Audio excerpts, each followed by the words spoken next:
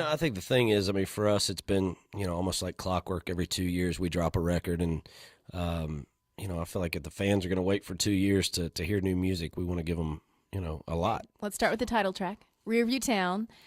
Tell me a little bit about the song and why you felt like that was the perfect song to name the entire album after.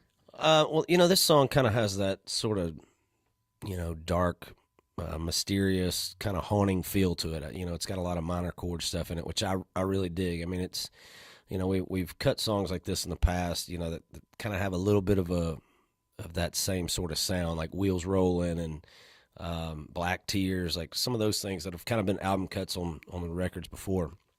But the story of the song also, in my mind, sort of tells a story about, I think the reason I wanted to name it that was because, for me, what the song means is sort of, putting things that have maybe been weighing you down on your shoulders and sort of, dragging you down a little bit, sort of putting that behind you and looking forward to like better days ahead and what's to come. And, just with me and my personal life and professional life, over the last, few years or so, it's been, definitely something I could relate to. And I think that's probably the reason that I was leaning towards that song and really wanting to make that the title. So tell me about You Make It Easy. Speaking of Tyler and BK, Morgan Wallen, all the guys coming together. When they're writing stuff, how did they get this song to you?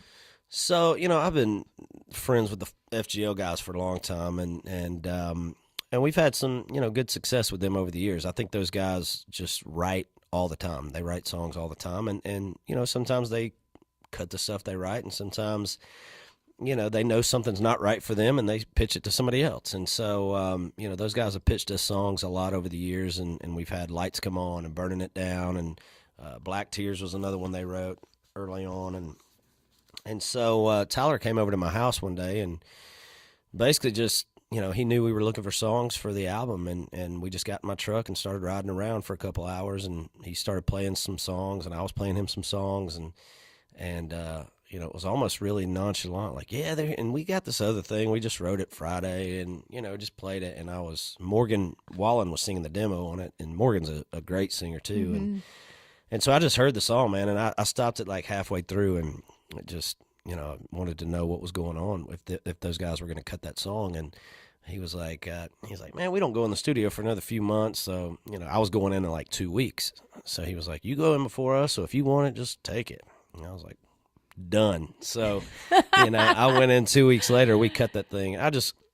To me, I just knew there was something special about that song. Right. I'm really good at like knowing, what songs work best for me, like what I do well vocally, what I don't do well vocally. And, that to me just, it was undeniable that I knew if we got that song, it was going to be something special. And so for it to come out and do as well as it has, it's been really cool. And I appreciate those guys letting us get a crack at it. Hey, I'll tell you what, there's a song on this record called Better at Being Who I Am, which to me might be one of the most well-written songs I've ever recorded. And one of my guys, Neil Thrasher, was one of the writers on this, him and Casey Beathard, and were two of the writers. I think Wendell Mobley was a writer on that one as well.